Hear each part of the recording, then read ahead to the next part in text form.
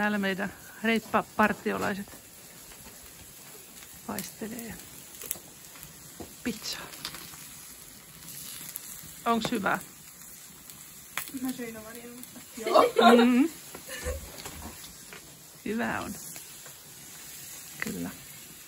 Täällä ollaan ensyä ja sade lakkas. Ihanaa.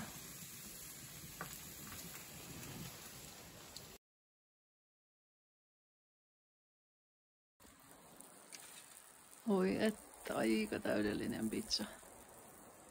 Vähän oreganoa päällä, niin avottu. Nuoriso lähti haikille. Pikkunen iltalenkki. Ja mä jäin vahtimaan meidän nuotioon. Jee, meidän yösuunnistajat on löytäneet melkein 3. rastille. Että olette melkein 3. rastilla. Hyvä, hyvä. No niin, nyt on päivällinen menossa. Kukin tyylillään. Mulla on tulossa italialaistyyppinen munakas.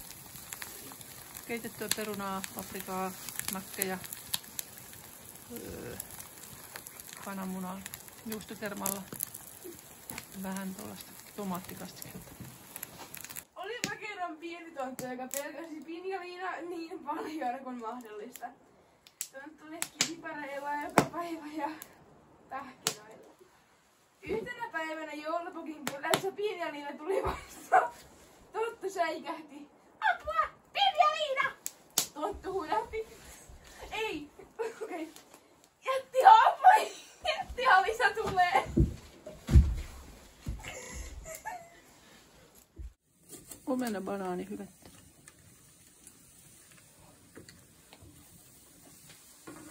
Ja vielä vaniljasoussia.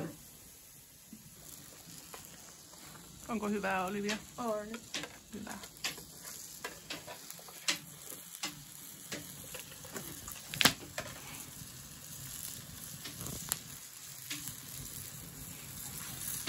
Lisan hyvin melkein valmista ja kinskunkin tulon päällä.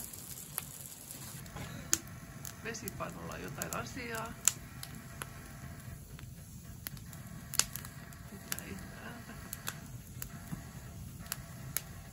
Onko tää jotain musaa?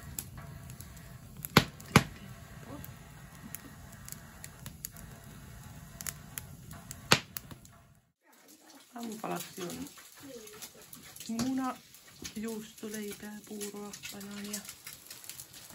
Tytöillä tulee täällä kanssa kananmunaa ja paistettuja vihanneksia ja puuroa. Lisää aamupalaa. Munakkaita.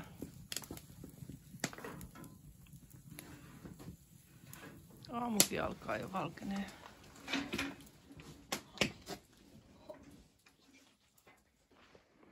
Loppuleikit menossa. Tää on kyllä hieno tää kaksoislaavu.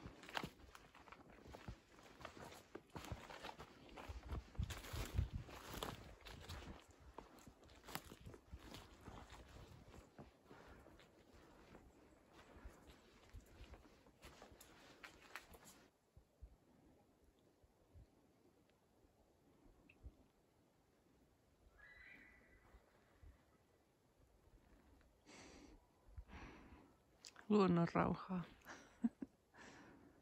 marraskuussa. Eipäskö nyt on joulukuu, 1. päivä. No niin, viimeisenä tehtävänä, kun lähdetään kotia päin, niin piti kerätä jotain todella kaunista. Ja tässä on meidän nämä kauniit jutut.